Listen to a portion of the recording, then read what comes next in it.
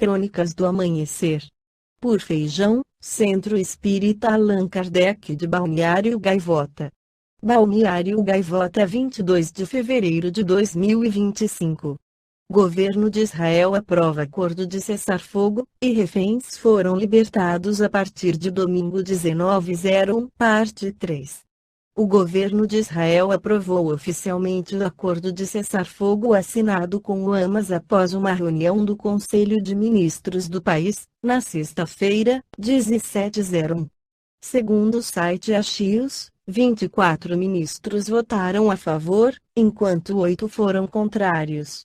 A decisão veio horas após o Gabinete de Segurança israelense recomendar a aprovação, e de Israel e Hamas afirmarem que tinham acertado os últimos pontos depois que o primeiro-ministro Benjamin Netanyahu ameaçou voltar atrás na trégua.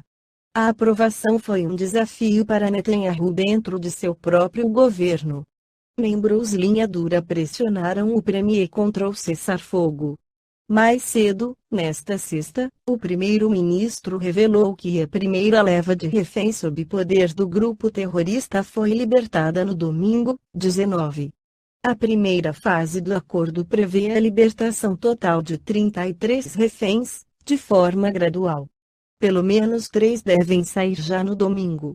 Cerca de 100 pessoas que foram sequestradas pelo Hamas em 7 de outubro de 2023 ainda estão sob poder do grupo, e a devolução deles é um dos pontos do acordo, que prevê também que Israel liberte centenas de palestinos presos em Israel e interrompa os bombardeios na faixa de Gaza. O Espírito Viana de Carvalho, pela psicografia de Divaldo Pereira Franco, na sessão mediúnica da noite de 7 de janeiro de 2015, quando ocorreu o ataque terrorista em Paris, no Centro Espírita Caminho da Redenção, em Salvador, Bahia, afirma em mensagem intitulada Terrorismo, a Hidra de Lerna, da mitologia grega.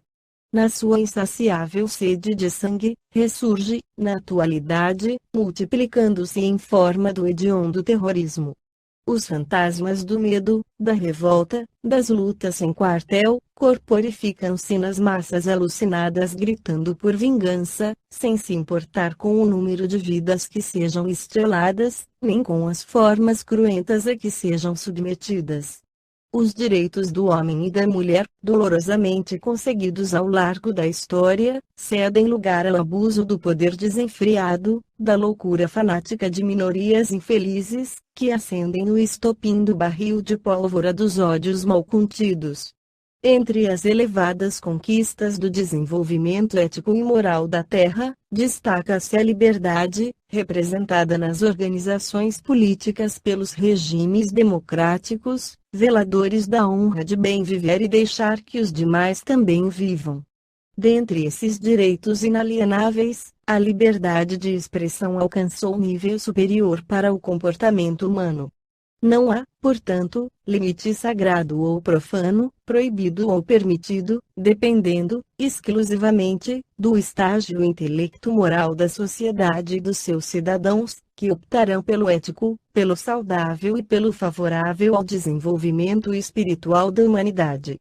Sofista por excelência e ético na sua essência, Sócrates defendia a liberdade de expressão num período de intolerância e de sujeição, de arbitrariedades, que ele condenava, havendo pago com a nobre existência a elevada condição de exaltar a beleza e a verdade. Jesus, na sua ímpar condição, respeitou essa gloriosa conquista, a liberdade de expressão, não se permitindo afetar pelos inditosos comportamentos dos seus opositores contumazes. E fez-se vítima espontânea da crueldade e do primarismo daqueles que o temiam e, por consequência, o odiavam. Legou-nos, no entanto, no memorável discurso das bem-aventuranças, as diretrizes éticas para a conquista da existência feliz através da aquisição da paz. Em momento algum limitou, excruciou ou lutou contra o amadurecimento espiritual do ser humano. Sua doutrina, conforme previra, foi submetida ao talante dos poderes temporais e transformada em arma terrorista e esmagadora que dominou as massas humanas por longos séculos de medo e de horror. Há pouco mais de 200 anos, no entanto, a França e, logo depois, os Estados Unidos da América do Norte desfraldaram a bandeira dos direitos à liberdade, à igualdade e à fraternidade. E houve, desde então, avanços incontestes no comportamento dos povos, diversas vezes afogados no sangue dos seus filhos em insurreições internas, em guerras internacionais, embora muitos interesses subalternos, para que lhes fossem preservados esses soberanos direitos. Os temperamentos primários, porém, ainda predominantes em expressivo número de espíritos rebeldes, incapazes de compreender os valores humanos, têm imposto a sua terrível e covarde adaga em atos de terrorismo, tendo como pano de fundo as falsas e mórbidas confissões políticas e religiosas, que dizem abraçar, espalhando o caos, o terror, nos quais se comprazem. A força das suas armas destrutivas jamais fichará os seus postulados hediondos, pois que sempre enfrentarão outros grupelhos mais nefastos e sanguinários que os vencerão. Após o triunfo de um bando de bárbaros por um tempo e eles desapiados da dominação por dissidentes não menos cruéis. Assim tem sido na história em todos os tempos. Os mongóis, por exemplo, conquistaram a Índia, embelezaram-na, realizaram esplendorosas construções como o Taj Mahal, pelo imperador Shah Jahan, a fortaleza dita inexpugnável guardando a cidade e as minas de diamantes da Golconda, enquanto se matavam para manter-se ou para conquistar o trono filhos que assassinaram os pais ou os encarceraram, ou os enviaram para o exílio, como era hábito em outras nações para depois sucumbirem. Sob o guante de outros voluptuosos dominadores mais hábeis e mais selvagens. Criaram armas terríveis, como os foguetes com lâminas aguçadas e os imensos canhões, terminando vencidos, após algumas glórias, pelas tropas inglesas que invadiram o país, submetendo por mais de um século ao Reino Unido, desde o reinado de Vitória. Mais tarde, a grandeza moral do Mahatma Gandhi, com a sua misericordiosa não-violência, libertou-a, restituindo-a aos seus primitivos filhos. Nada obstante, após o seu assassinato, a Índia continuou e permanece até hoje vítima do terrorismo político e religioso desenfreado, sem a benção da paz, a dileta filha do amor.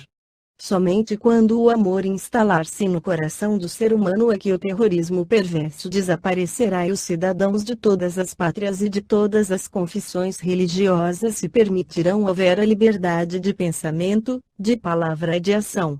Com efeito, esse sublime sentimento não usará da glória da liberdade para denegrir ou punir pelo ridículo, porque respeitará todos os direitos que a vida concede àqueles que gera e mantém. Para que esse momento seja atingido, faz-se urgente que todos, mulheres e homens de bem, religiosos ou não, mantenham-se em harmonia, respeitem-se mutuamente e contribuam uns para a plenitude dos outros. Infelizmente, porém, na atualidade, em que predominam o individualismo, o consumismo, o exibicionismo, espúrios descendentes do egoísmo, facções terroristas degeneradas disseminarão na terra o crime e o pavor, até que seus comandantes e comandados sejam todos exilados para mundos inferiores, compatíveis com o seu estágio de evolução. Merece, igualmente, neste grave momento, recordar a frase de Jesus: Eu venci o mundo, João 16:33. Todos desejam, por ignorância, vencer no mundo. Ele não foi um vitorioso no cenário enganoso do mundo, mas o triunfador sobre todas as suas ainda perversas injunções. O terrorismo passará como todas as vitórias da mentira, das paixões inferiores e da violência, porque só o amor é portador de perenidade. Esta foi a crônica do amanhecer de 22 de fevereiro de 2025. Por Alfredo Feijão Lopes.